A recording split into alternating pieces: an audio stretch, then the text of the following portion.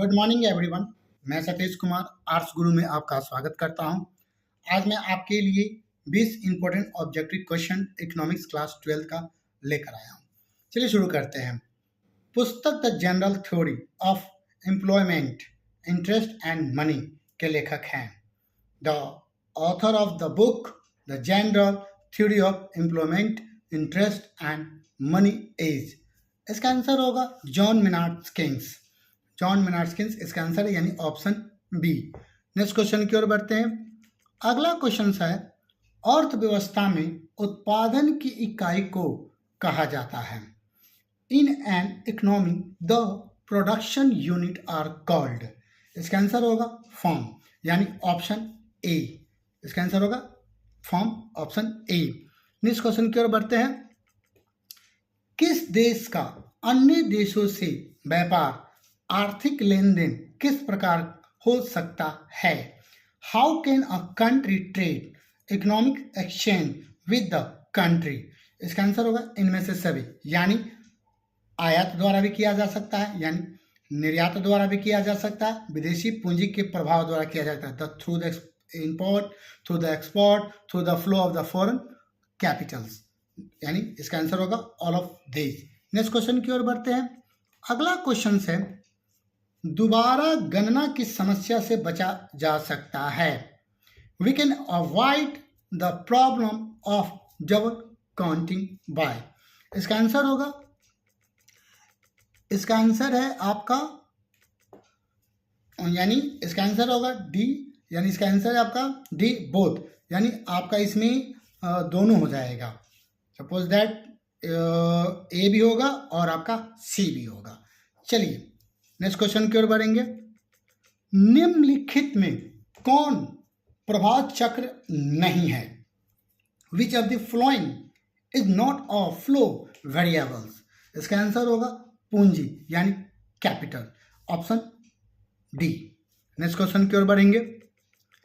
किस फर्म का मूल्य वर्धित है? किस फर्म का मूल्य वर्धित है? A firm is valued added is, इसका आंसर होगा, इसका आंसर होगा आपका केवल आपका इसमें ए एंड सी, यानी इसका आंसर होगा both, option number D. Option number D इसका आंसर है। नेक्स्ट क्वेश्चन की ओर बढ़ेंगे। इनमें से कौन समीकरण सही है? Which of this equation is correct, यानी कह रहा gross domestic product equal to C plus S plus T, B कह रहा C plus I plus G plus X minus M equal to C plus S plus सी।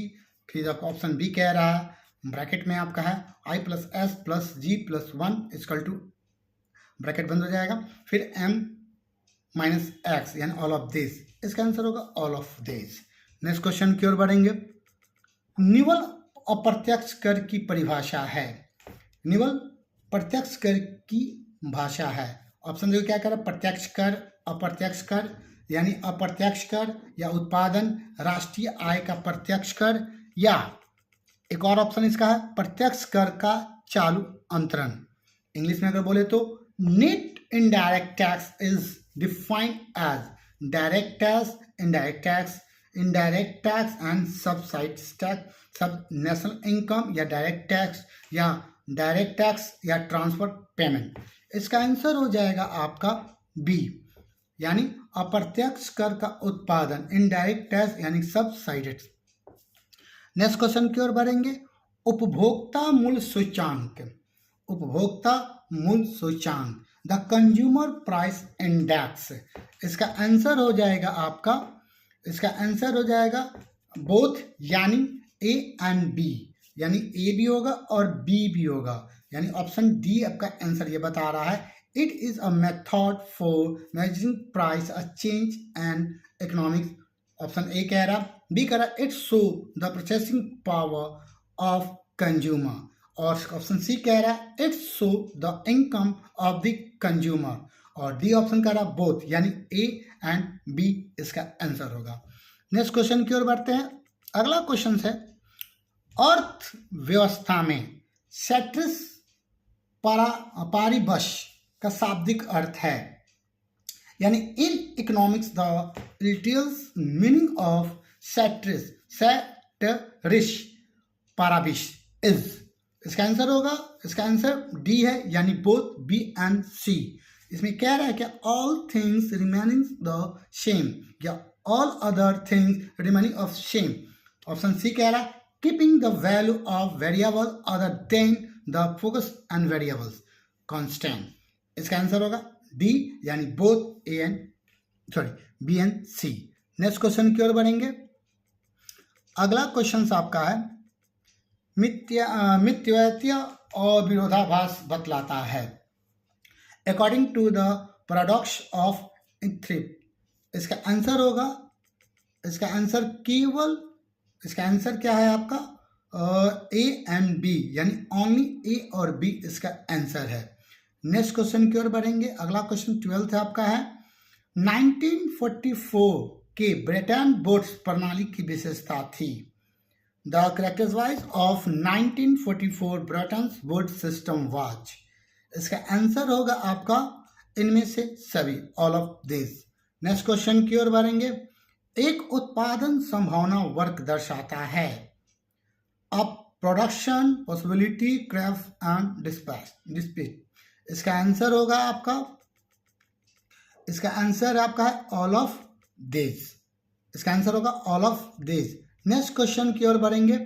बाजार अर्थव्यवस्था में बाजार इन a market economic market. इसका आंसर क्या है वस्तुओं की निर्बाध क्रय विक्रय की व्यवस्था, यानी इसमें का system of the free exchange of goods. इसका आंसर होगा, यानी इसका आंसर यही होगा, यानी system of free exchange of goods. Next question की ओर बढ़ेंगे। अगला क्वेश्चन है अंधिमान वर्ग या प्रतिस्थापना की सीमांत दर होती है। इसका आंसर होगा 0। नेक्स्ट क्वेश्चन की ओर बढ़ेंगे। आय में वृद्धि के साथ जिन वस्तुओं की मांग कम होती है उन्हें क्या कहते हैं? The demand for goods which decline with rise in income are called. इसका आंसर होगा इन्फीरियर गुड्स, यानी निम्न स्तरीय वस्तुएं। नेक्स्ट क्वेश्चन की ओर बढ़ेंगे। Question number 17। एक आयताकार अति परलव्य मांग वर्ग के मूल्य मांग की लोच होती है। इसका आंसर होगा 1, यानी इकाई।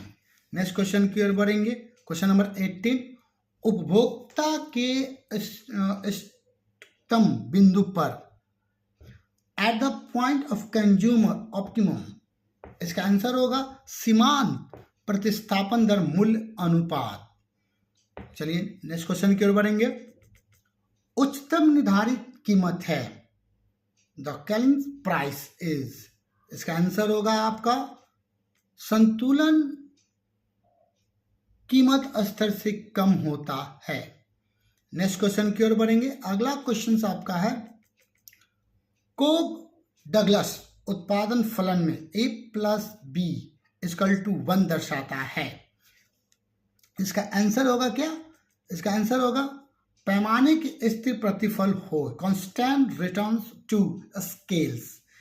ठीक है, इसका आंसर ये होगा। आज के लिए इतना ही दोस्तों।